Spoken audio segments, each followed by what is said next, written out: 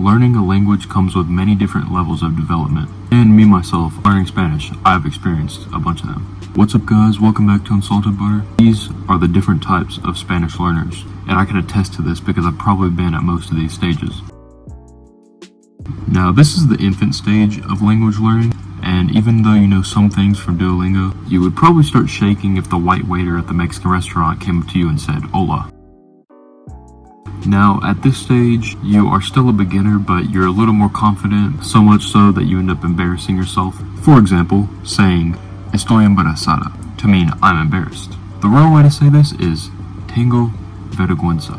But at an A2 level, what you can think about is, why are we saying tango to mean I am? I mean, tango really means I have. And what the heck is a vergüenza?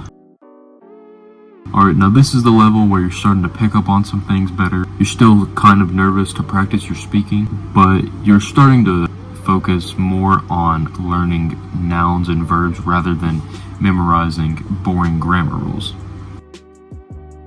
At the B2 level stage of learning Spanish, you are pretty decent, and you've probably gotten insanely obsessed with listening to music entirely in Mexican, as well as you may begin dreaming in Spanish. No joke guys, this actually started happening to me, but this is really depending on how much comprehensible input you get in your day-to-day life, which just means how much you hear around you. Now you aren't so good where you can fly to South America and engage in a business transaction with a salesman from Bogota, Colombia, but you're pretty good at having small talk, and now you can confidently order your meal entirely in Spanish. C1 is the level where you are considered fluent, but still, even if you are dropped in Puerto Rico, ready to show off your bilingual skills, when Antonio walks up and says, "¿Qué hay, Acho?" you really start to regret choosing to learn another language, instead of just sticking to the regular American, what you spawned with. But remember, this is why you're traveling, to learn from others speaking to you. Although I don't recommend Puerto Rico because, as Fluffy once said, I found out Puerto Ricans, you guys speak Spanish like there's a time limit.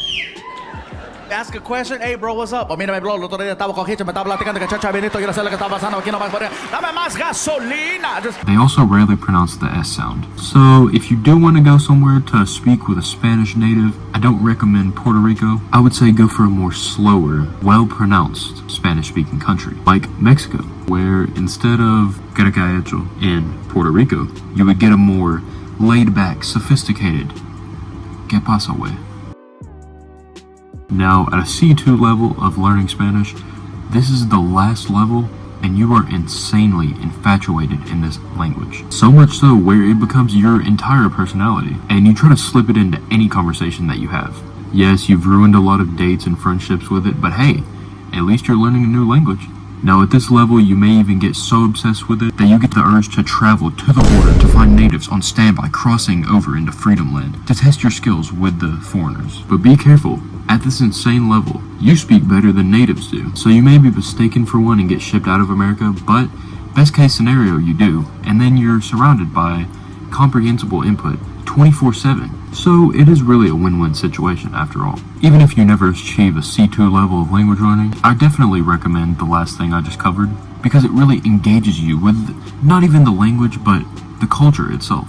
And I really want to incorporate some ideas that Language Simp has mentioned before. You should definitely think about committing crime abroad, so that if you end up in a jail cell, hopefully for life, you will be surrounded by it 24/7 every day with no chance of escape. Then you can really become a true master at Spanish. Alright, that's the end of this video. If you guys want to see more language videos, leave a comment down below, subscribe for more content like this, leave a like if you enjoyed the video. Hasta luego.